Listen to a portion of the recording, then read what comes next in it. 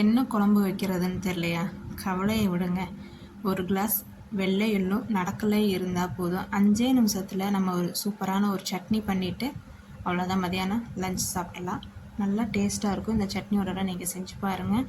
இதுக்கு நான் புளியை நல்லா கல் மண் இல்லாமல் தூசி இல்லாமல் கழுவி வச்சுருக்கேன்.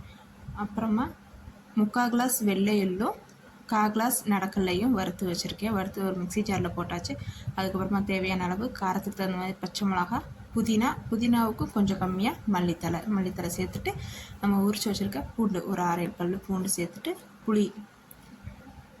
புளி தண்ணி இல்லாமல் அந்த புளி இதுகளை சேர்த்துட்டு இதை தண்ணி ஊற்றி அரைச்சிக்கலாம். அரைச்சதுக்கப்புறமா கட் பண்ண வெங்காயம், தேவையான அளவு உப்பு சேர்த்து கலக்கி வச்சுக்கோங்க.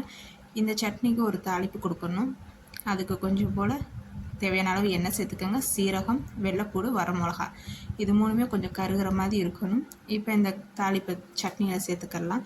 அவ்வளோதாங்க, நம்ம சட்னி ரெடி ஆயிடுச்சு.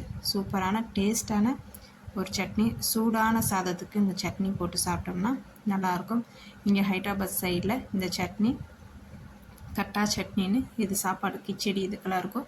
ஒயிட் ரைஸ்க்கு சூப்பராக இருக்கும். இந்த சட்னியை நீங்களும் ஒரு தடவை செஞ்சு சாப்பிட்டு பாருங்கள். நான் பண்ண சட்னி பிடிச்சிருந்தேன் என்னோடய சேனலை மறக்காமல் சப்ஸ்கிரைப் பண்ணி, லைக் பண்ணி, ஷேர் பண்ணுங்கள். மறக்காமல் கமெண்ட் பண்ணுங்கள்.